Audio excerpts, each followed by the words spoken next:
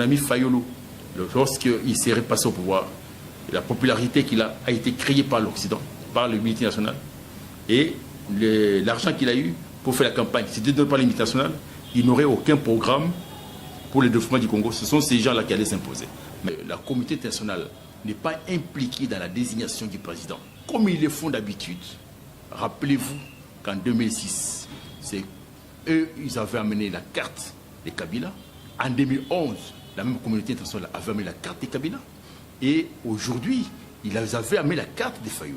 Mais quand Étienne Félix passe au détriment de leur candidat, je crois le danger, c'est qu'ils sont capables de tout faire, tout organiser pour désorganiser.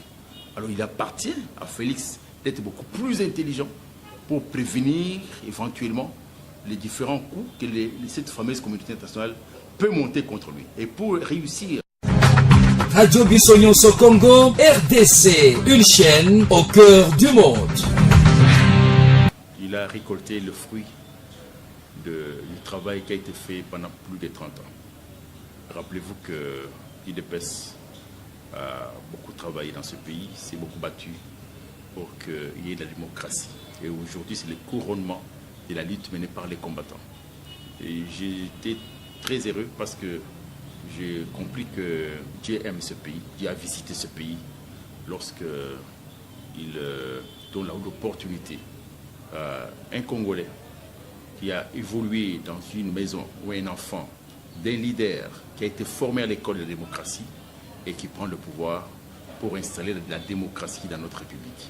Ça, c'est pour moi, je suis très heureux pour ça. Et ça ne peut pas être surprise parce que vous savez qu'entre les trois candidats, le choix pouvait être dévolu pour M. Félix, parce que M. Félix ne constitue pas un danger pour le pouvoir qui est en place. Félix Tshisekedi définit Joseph Kabila comme étant un partenaire pour l'alternance. Comment pouvez-vous commenter cela? Je crois que si Félix Tshisekedi doit réussir son mandat, il doit absolument prendre Kabila comme son conseiller politique. Il doit le consulter régulièrement. Parce que le pays est piégé. Le pays est piégé. Lui-même a connu beaucoup de problèmes. Il y a beaucoup de actes que lui-même, Kabila a posés. Les actes qu'il a posés parce qu'il est forcé par les multinationales. Mais pour avoir une bonne attitude qui peut lui permettre d'avancer, il doit se référer à lui pour lui dire comment il peut traiter ces différents dossiers pour l'éviter, pour le bien de la République et pour la pérennité du pouvoir. Parce qu'au moment où nous parlons, nous savons que la communauté internationale n'est pas impliquée dans la désignation du président, comme ils le font d'habitude. Rappelez-vous qu'en 2006, c'est eux, ils avaient amené la carte de Kabila. En 2011, la même communauté internationale avait amené la carte de Kabila. Et aujourd'hui, ils avaient amené la carte de Fayoul. Mais quand Étienne Félix passe au détriment de leur candidat, je crois le danger, c'est qu'ils sont capables de tout faire, tout organiser pour désorganiser. Alors il appartient à Félix d'être beaucoup plus intelligent pour prévenir éventuellement les différents coups que cette fameuse communauté internationale peut monter contre lui. Et pour réussir son mandat, il doit s'appuyer sur M. Kabila, qui a une mauvaise expérience avec la fameuse communauté internationale et qui a éventuellement la possibilité de le dire où mettre le pied pour qu'il ne puisse pas avoir des problèmes. Oui, dans le discours de Félix Tshisekedi, il parle également de la femme et il met l'accent sur la femme. Quel est l'avenir des droits des enfants et des femmes au regard de ces régimes de Félix Tshisekedi? J'ai beaucoup aimé ses propos lorsqu'il présente sa femme en public. C'était Moulouba. Les Moulouba généralement ne considèrent pas les femmes. Mais quand je l'ai vu présenter sa femme en public, jusqu'à dire que c'est mon amour, j'ai compris que c'est quelqu'un qui a du respect pour la femme. Avec cette personne, on est capable de faire un grand pas. Parce que si vous avez un président qui ne considère pas d'abord sa propre femme, il ne peut jamais considérer les autres femmes. Je crois que ça, c'est un point de plus, ce qui m'a beaucoup marqué. Et nous espérons que cette fois-là, les droits des femmes dans ce pays seront respectés avec ce régime. Félix Tshisekedi invite ses militants au surpassement tributaire. Il dit que son pouvoir serait un pouvoir pour les Congolais et pour le Congo. C'est quoi exactement ce que vous voulez dire au-delà de tout cela? Tous les régimes qui sont passés, commençant par le régime de M. Mobutu, travaillaient pour l'extérieur. Ils ont travaillé pour l'extérieur. Tout ce qu'ils ont eu de l'argent, comme argent, comme fortune, ils ont investi à l'extérieur. Mais lorsqu'il y a quelqu'un qui va travailler pour les Congos, ça dit que la fortune qu'il va avoir pourra servir à la République. D'ailleurs, je suis très content de lui parce que je crois, comme il a été formé par un leader qui n'était pas attaché au bien matériel, parce que le grand problème au Congo, c'est que la plupart des dirigeants que nous avons sont attachés au bien matériel. Avoir beaucoup d'argent, avoir beaucoup de maisons, avoir beaucoup de femmes. Mais comme lui déjà au départ, il a été formé dans une école où il trouve que le matériel individuel ne peut jamais profiter à qui que ce soit, il pense, et c'est que je crois, que tout l'argent de la République pourra servir au développement de la République. Il ne pourra pas agir comme les autres qui investissent des milliards de dollars à l'étranger au détriment de la République. Oui, un message à l'endroit du candidat Madéré. Je crois que moi, si j'étais à la place de M. Fayoulou, Fayoulou devait féliciter Étienne. Parce que Fayoulou et Étienne ont mené la même lutte. Ce sont la lutte de la libération, la lutte de la démocratie. Si comme Félix passe, Fayoulou devait l'appuyer. Si Fayoulou passait, Étienne, Félix devait l'appuyer aussi. Mais je suis étonné de constater qu'il a réagi comme quelqu'un qui ne sait pas ce qu'il cherche. Pourquoi il s'est battu? Fayoulou s'est battu pendant plus de 30 ans. J'ai connu Fayoulou en 90, un combattant. Pourquoi il doit protester quand son collègue, fils d'un leader qu'il admire, un leader prend le pouvoir pour le changement? Pourquoi il doit protester? Même s'il lui passait, qu'est-ce qu'il aurait fait de plus que l'autre ne ferait pas? Ce qui est important, c'est le changement. Ce qui est important, ce ne sont pas les individus, c'est les changements qu'on attendait. Et si aujourd'hui, il fallait le passer avec l'esprit de changement qu'il habite, ça nous ferait plaisir.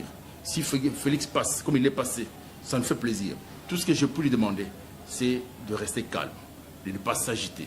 D'abord, de féliciter son frère, parce que nous avons l'obligation, tous ensemble, parce qu'il a travaillé dans l'opposition, ils doivent travailler, ils doivent le féliciter, l'appuyer même avec des idées pour que le pays aille de l'avant.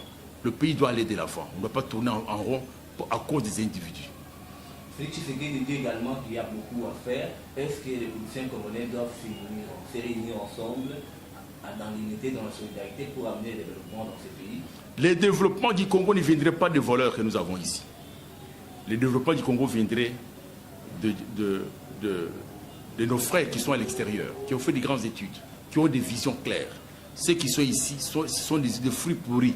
S'ils s'entourent des voleurs qui sont ici, même son avenir politique ne sera pas assuré. Il doit s'appuyer sur le diaspora. Il y a en Occident des gens qui ont fait des grandes études, qui ont un cerveau qui fonctionne normalement.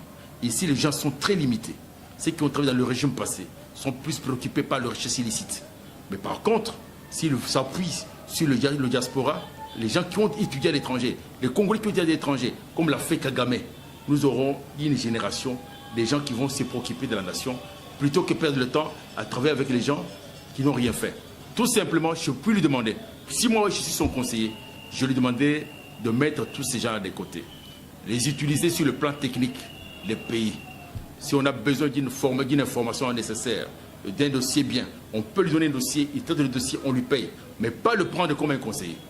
Il va se référer à l'extérieur où nous avons des compatriotes qui sont capables de pouvoir l'accompagner et des techniciens qui ont des valeurs positives pour que le pays puisse sortir du chaos où on nous a mis. Oui, qu'est-ce que l'on peut l'entendre de ce régime de Tshisekedi? Je crois que ce régime pourra nous amener, par rapport à ce que nous faisons, pourra nous d'abord amener le pays à avoir la vraie démocratie. Parce que ce que Kabila a fait, c'est quelque chose d'extraordinaire, en acceptant de faire la transition, en offrant de libérer le pouvoir de manière pacifique. C'est extraordinaire parce que c'est la première fois au Congo. Et ça, la démocratie commence au Congo.